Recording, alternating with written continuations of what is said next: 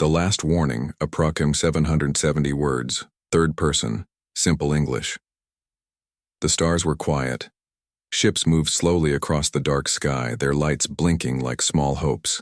In the heart of this silence, the grand fleet of the Varn Empire floated, ready for war. Their leader, General Krav, looked out from his command deck, proud of the power gathered behind him. "We will strike Earth before sunrise," he said. His officers nodded. They had studied Earth, a small blue planet, a backward race. Strange, people with strange ways.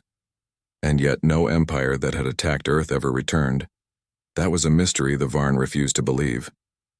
"They were weak," Krav said. "They failed because they were fools." The Varn Empire had conquered 50 worlds.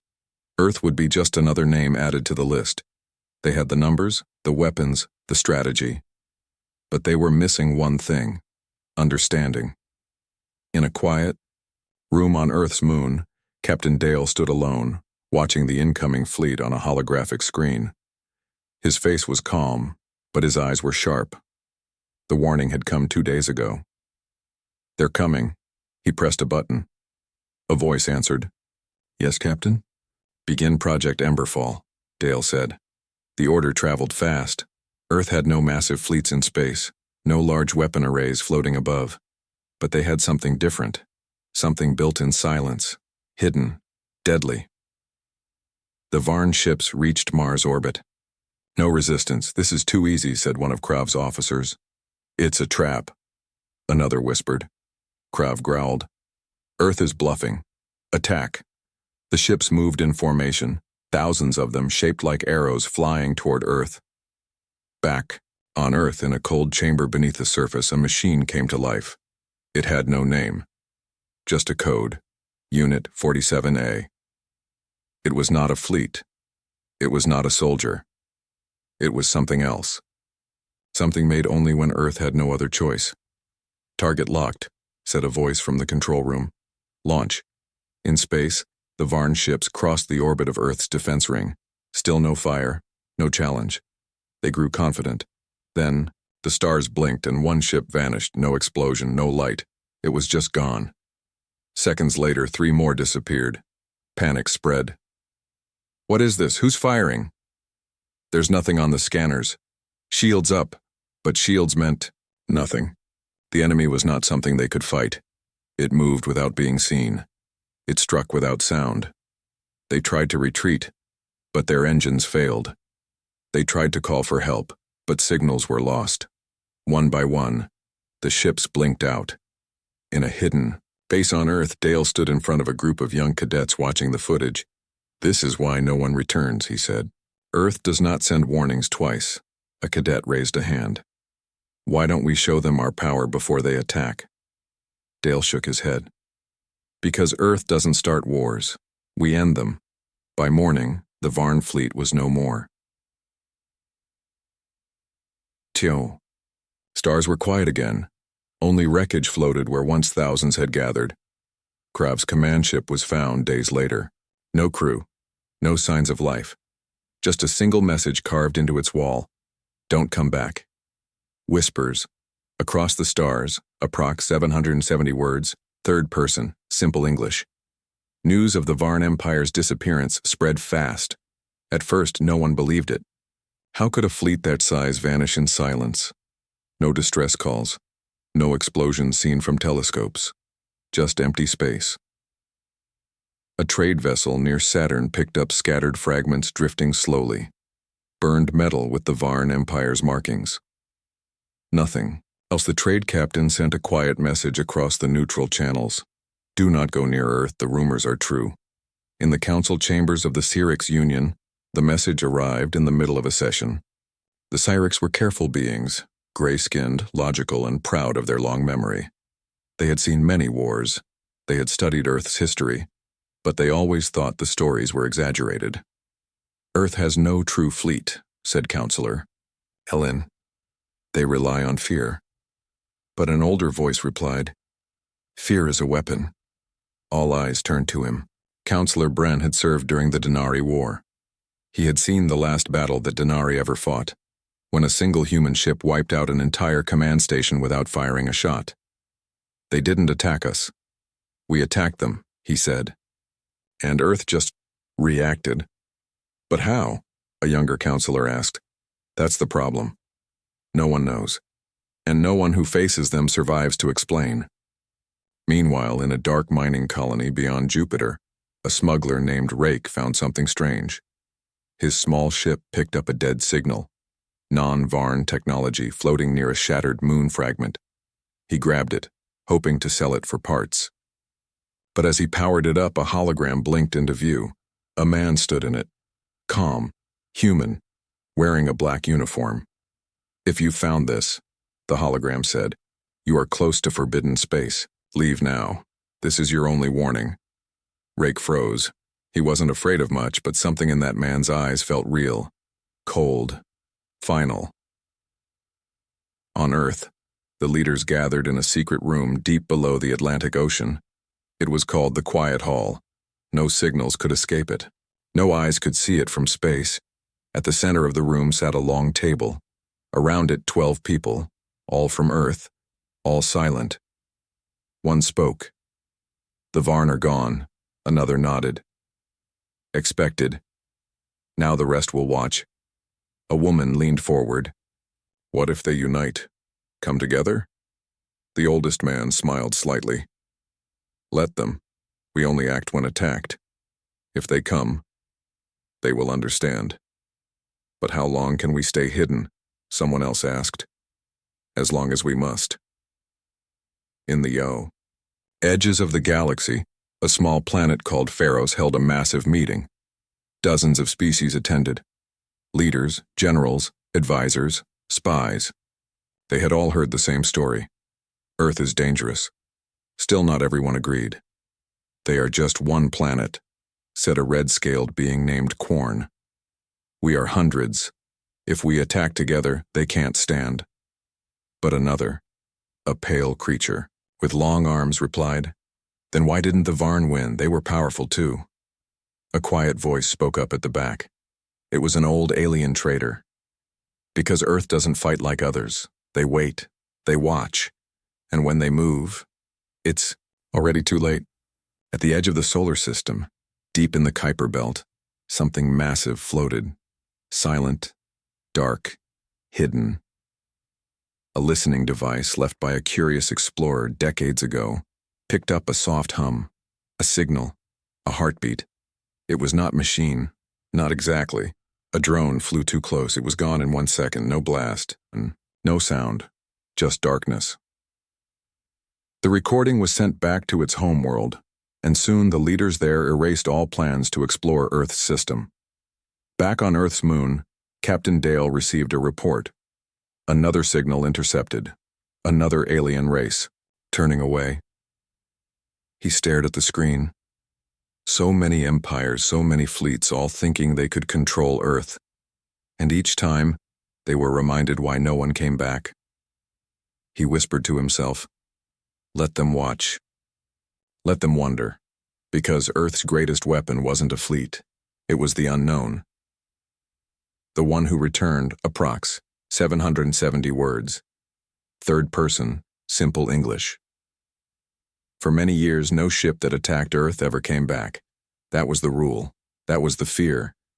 But then, one ship returned. It limped through the outer rim of the star system, engines flickering, hull scarred and broken. The ship's name was Glarewind. It belonged to the Dran Syndicate, a pirate faction that often raided weak colonies. No one expected it to survive a trip near Earth, but it did. Barely. When the signal came in, space stations across 4 systems turned their eyes to it. The Glarewind docked at a neutral port on Kale Station, far from Earth's borders. Medical crews rushed aboard. Inside, they found only one survivor. He was thin, shaking, and had burns across his arms. His eyes were wide open, as if they had seen something that should not exist. They took him to a quiet room. The station's commander, a calm woman named Lyra, stepped in. What happened near Earth? She asked softly. The man didn't speak at first. His hands trembled. Then he whispered, We thought they were weak. Lyra leaned closer. Who attacked first? We did. We jammed their signals, sent fake warnings, thought they wouldn't know we were coming. He looked down. We were wrong. Lyra recorded the man's story. Across the station, people gathered to listen. We entered their space near Neptune. Still nothing. No patrol ships, no warnings. We thought it was clear. He took a breath. Then, the stars blinked. He paused, his voice shaking now. One by one, our systems failed. First weapons, then shields, then gravity. It was like something was pulling us apart from the inside. Did you see who attacked? No ships, no beams, just silence. But you escaped? I don't know how, he said. Maybe they let me go. Maybe they wanted someone to talk. The news spread like wildfire. Someone returned from Earth. But what he brought was not victory. It was terror. The pirate factions began closing routes near Earth. Smugglers avoided it entirely. Even the most reckless crews refused jobs that pointed in that direction. The Dran Syndicate, once proud and loud, vanished from the deep trade lines. It was said their leader saw the Glarewind survivor once, and then disappeared without a word.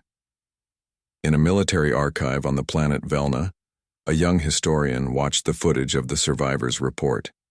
She had heard many tales of Earth's defense, but this was the first-hand account. She noted something strange. There's no evidence of actual weapons, she told her professor.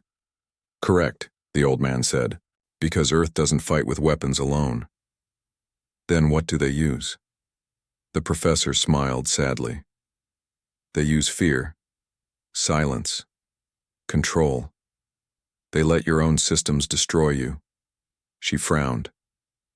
But how? No one knows. And that's the point. In Earth's orbit, aboard a small observation craft hidden under dark energy cloaks, Captain Dale received the report of the Glarewind's return. He didn't seem worried. One of his officers asked, "Why did we let one escape?" Dale stared at the stars. Because sometimes fear spreads faster than fire. Deep in the ruins of an old mining world, a meeting was held between 5 alien empires. They had come together to discuss Earth. Fear had united them. We cannot leave this threat unknown, one leader said. We must uncover their secret, said another. But how? Asked a third. Every time we go near, we lose everything. Then a quiet voice offered an idea. We do not send soldiers. We send machines, probes, drones, let them learn, let them die, but let us finally see. The others agreed. Soon a mission was planned. An unmanned fleet of spy drones, coded to resist hacking, shielded from energy pulses, built with the strongest stealth systems. They would not attack. They would only observe. Or so they hoped. Drones. That never spoke again. Approx. 770 words. Third person. Simple English. The unmanned mission was launched in silence. No lights. No signals. Just 27 deep space drones, made by 5 of the galaxy's most advanced races. Each drone had a different role. One to scan radiation, one to map ship traffic, one to detect hidden energy sources, and another to listen to Earth's communications. They moved carefully, slow and low in the black space beyond Pluto. They didn't dare approach Earth directly. Instead, they floated near the edge of the solar system. Their plan was simple: watch and learn. Back on a council ship orbiting a gas giant, the alien leaders watched through live feeds. At first, all systems were normal. The drones reported temperature, gravity fluctuations, low-wave radiation, nothing strange. One leader sighed. See, nothing to fear. But then something happened. Drone 4, the one meant to detect cloaked energy, stopped sending data. The others still worked. For a while. Then Drone 7 vanished from the map. No explosion, no error. Just gone. Check its last signal, said the tech officer. It showed something odd, just static. Then a single word, barely readable.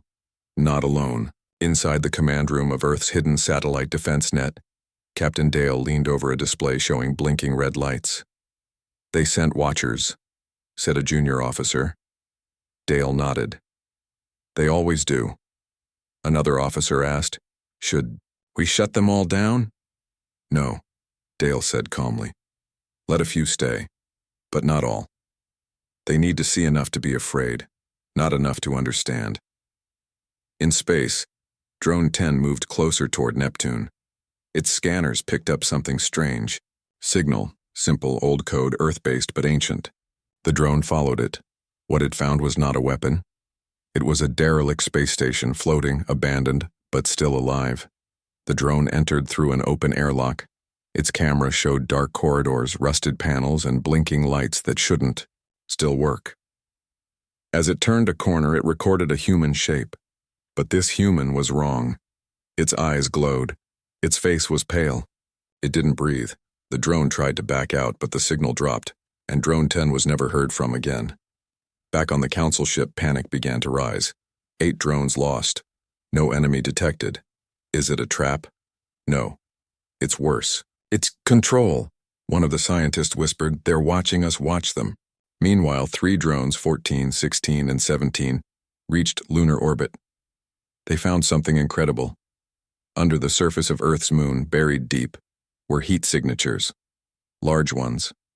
One drone sent a signal. Possible underground facilities, massive energy spikes, earthquake-level activity.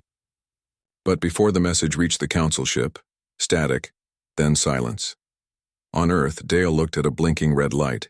He smiled slightly. Let them wonder, an officer asked. Why let any message through? Because they need to know we see them. On the council ship, only 2 drones remained active, Drone 22 and Drone 25. They were far out, just watching Earth's traffic lanes, still safe. Then something new appeared on their screens. Not a ship, not a weapon, just darkness. A patch of sky that didn't match the stars. It moved, slowly, toward them. One drone tried to scan it. The feed went black. Drone 25 turned away, tried to escape. Its last signal? A sound file. No voice, no language, just a low hum. Like breathing, from 1,000 mouths at once. Then nothing. The council leaders stared at the blank screens. Only silence remained. What now? One of them asked. The oldest among them said, Now. We stop. Stop what? Stop thinking Earth is like us. They are not. They are one planet. Yes. And that's what should terrify us most. The Ghost Protocol. Approx. 770 words. Third person. Simple English. Even after all the drones vanished, the galactic leaders still met in secret. They sat around a massive black table on a station above a dead moon. No signals allowed, no assistance, only silence and old fear between them. The leader of the Cyrix Union finally spoke. We've lost, ships, probes, and men, but we have no proof of weapons, no images, no logs, just disappearances. Another leaned forward. We need to uncover Earth's truth, or the fear will spread like disease. A third whispered, or we let them be and forget they exist. But the Cyrix leader shook his head. We've come too far. Then the oldest counselor, eyes tired, said one word. Ghost. Everyone froze. He repeated, Activate Ghost Protocol. The Ghost Protocol was never meant to be used. It was old, dangerous, and illegal under peace treaties. It involved using a living mind, grown and trained from birth, to enter enemy systems without being noticed. A mind too human for machines to track, but not human enough to be protected by law. Its name was Elan. He didn't speak much. He barely blinked. His body was weak, but his mind was a sharp blade. He was brought from deep stasis and placed into a mental pod. Enter their system, the scientist said. Learn what Earth hides. Elan only nodded. His mind drifted through code, satellites, old defense nets. He moved slowly, hiding his signals like a shadow behind a shadow. He reached Earth's low orbit. Then he paused. There was something there.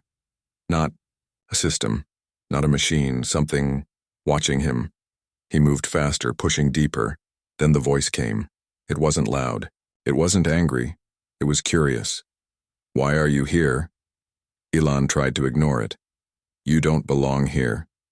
He ran through data lines, ducked into a signal relay, but the voice followed. "You came to find our secret." The screen in the control room glowed brighter. The scientists were excited. "We're in! He's in!" But Elon's body began to shake. "You could have asked." Then, everything stopped. All screens turned black. Elon's pod opened. His body was still breathing, but his eyes were blank. He never spoke again. The mission was over, and, still, they learned nothing. Back on Earth, Captain Dale stood over a glass table with 12 glowing red dots blinking across it. "They sent a mine this time," said one of his officers. "Did it see anything?" asked another. Dale shook his head. "No, because there was nothing to see." "But what about our real defenses?" Dale smiled.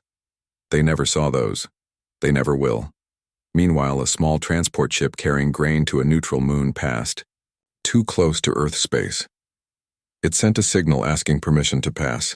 Earth answered, "Route cleared, fly safe." The crew was surprised. No threat, no warning, nothing but politeness. They passed through Earth space and delivered their cargo safely. The captain of that small ship later told a gathering of traders, "Earth doesn't destroy everyone, just those who come with war in their hearts." The galaxy listened. More and more species began marking Earth space as forbidden. Maps changed, trade lanes shifted. War councils updated their old invasion plans, not with strategies, but with red X marks and the words, "Do not engage." Earth never bragged, Earth never sent threats, but everyone now understood. If you fight Earth, you don't return. And if you ask why, you'll never get the answer. What the Dead Cannot Tell, approx. 770 words, third person, simple English. On the cold world of Vasca Prime, deep in the archives of a forgotten fortress, a message blinked to life. It was from a probe lost years ago near Earth's orbit. The signal had been corrupted, broken into pieces, buried under layers of static. But the archivist, an old creature with patience and curiosity, slowly rebuilt. What came through was only 8 seconds of video. The room was silent as the file played. A camera shook. Red lights blinked. The image cleared just long enough to show something impossible. A city floating in space, massive, silent, and cloaked. In shadow. Then a sound. A single note, not music, not a voice, but something deep. Alive. Then blackness. And the file ended. The archivist sent the file to the Trade Guild, thinking it might be worth something.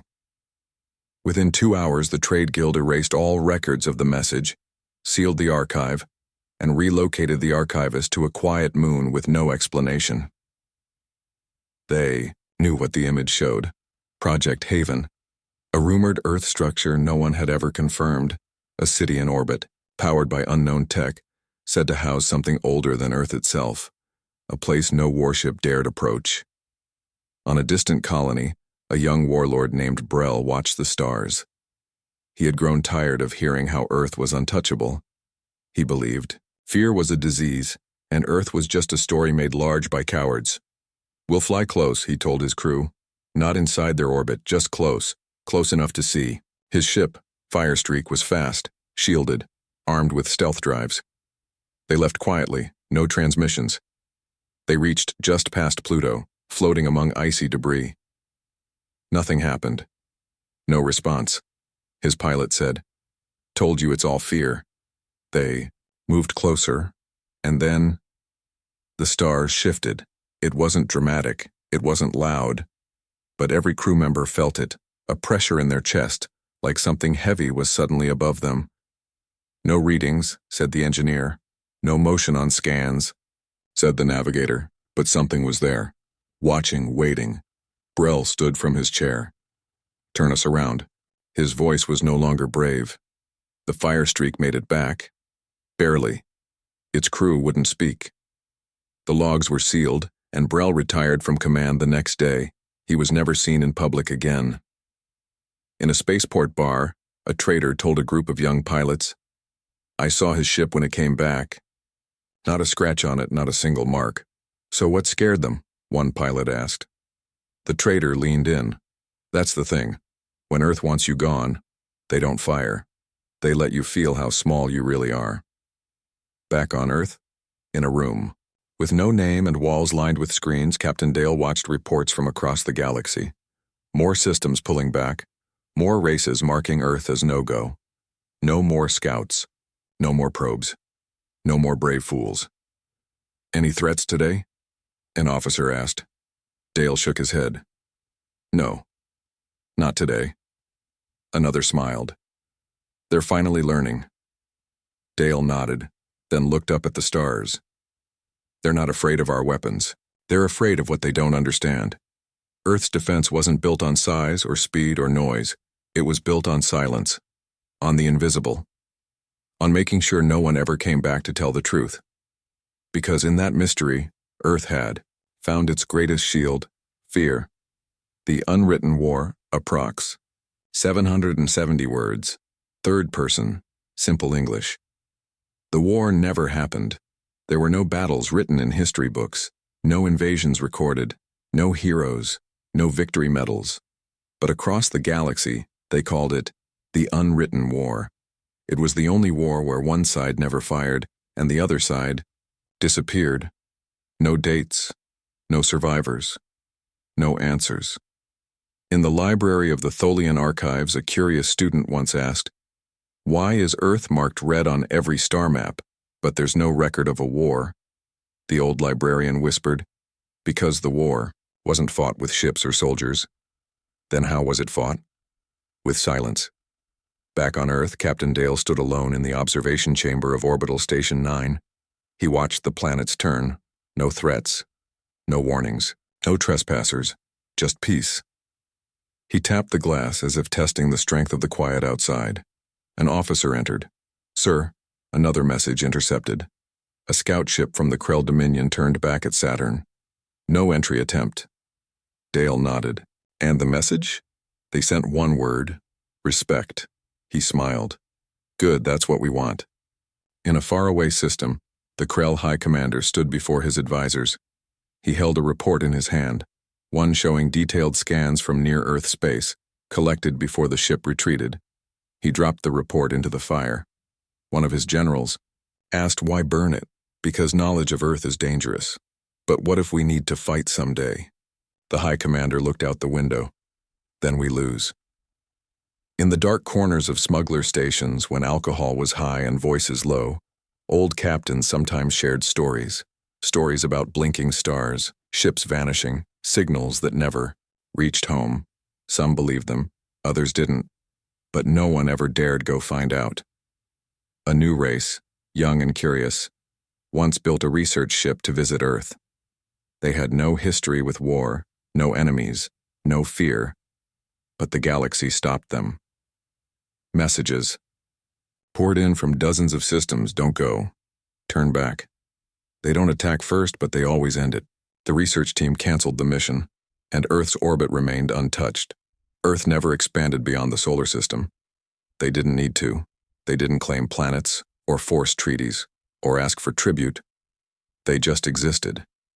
And in doing so, they changed the entire galaxy, not by ruling it, but by making sure no one ever wanted to rule them. One day, in Earth's Great Hall beneath the Atlantic, Dale met with the other captains. He was older now, his hair gray, his face calm. "We have peace," one of them said. "True peace." Dale looked at the glowing map of the galaxy. "No. We have something stronger." "What's that?" He smiled. "Understanding." And across every system, from the brightest stars to the darkest moons, the message was the same. You can conquer many worlds, but you do not touch Earth, because those who try never return.